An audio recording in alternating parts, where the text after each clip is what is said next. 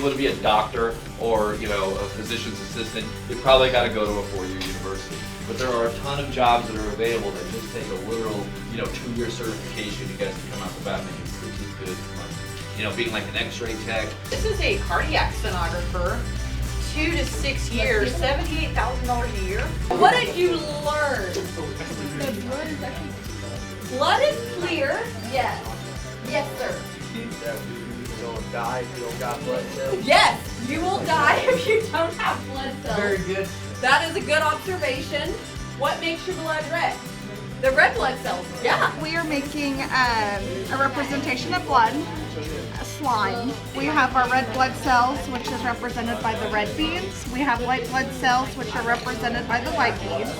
And then we have platelets, which is our mylar confetti. We are working on the slime, and then we'll mix it all together so they can see the components of blood.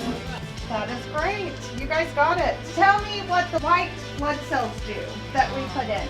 Carry on. They double up when you get sick. That, No, double red blood. absolutely, it's, oh, you've lost one of your white blood cells, Aiden. There you go. Our blood usually only has like 1% of white blood cells, and so that's why there's so many little white blood cells.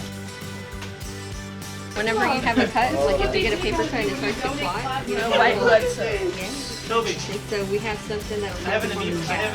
And so that's kind of what you're seeing right here, all the little beads. Are the scabs? Yeah, is what forms the scab.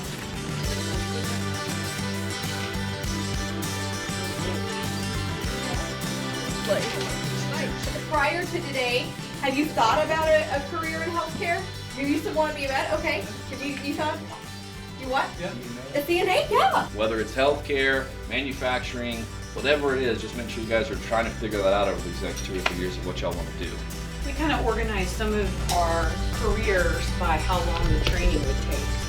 Somewhere in the 2 to 4 year range.